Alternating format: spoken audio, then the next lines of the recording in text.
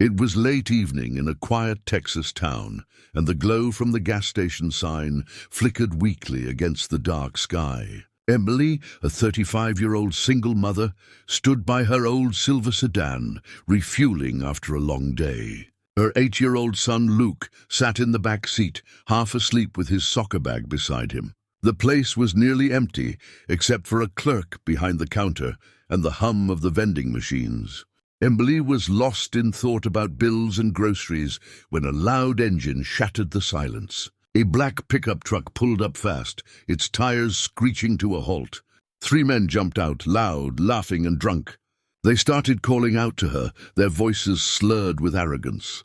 Emily ignored them, focusing on the gas pump, but one of them walked closer, grinning. "Hey, sweetheart, you alone tonight?" he said. Her pulse quickened. Luke sat up confused and scared. She muttered a quick, "Please stop," and stepped back, but another man grabbed her wrist. The smell of alcohol hit her nose as she tried to pull away. The few people nearby turned their faces, pretending not to notice. Fear gripped her heart. There was no one to help. The sound of roaring engines suddenly filled the night air, echoing off the concrete walls of the gas station. Emily's eyes turned toward the road as a group of motorcycles approached, their headlights slicing through the darkness. 6 bikers, dressed in black leather vests marked Ironheart's MC, pulled up in perfect formation. The men in the truck froze for a moment, unsure of what was happening. The leader of the bikers, a tall man in his early 40s with grey-streaked hair and sharp eyes, stepped off his Harley. His presence was calm but commanding. "You got 2 seconds to let her go," he said in a firm, steady voice. The thug holding Emily's arm hesitated but didn't release her. The rest of the bikers dismounted, spreading out quietly, their boots heavy on the ground. The thugs exchanged uneasy looks, realizing this wasn't a fight they could win. The leader, Jack Steele Lawson, took a slow step forward, his gaze locked on the man's hand. "I said let her go." Something in his tone made even the drunkest of them sober up. The man finally dropped her arm, muttering under his breath.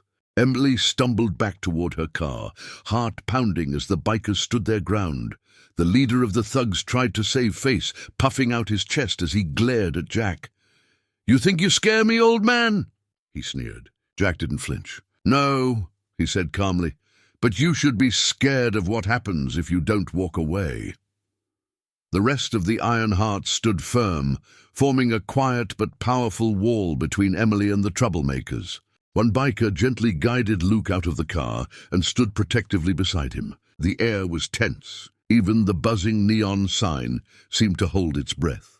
When one thug reached for something in his jacket, 2 bikers revved their engines simultaneously, a deep, thunderous sound that made everyone jump.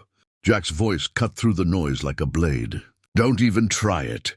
The man froze, his eyes wide with panic. Realizing they were surrounded, the 3 men slowly backed toward their truck, muttering curses. Jack stepped aside, giving them room to leave. "Go," he ordered.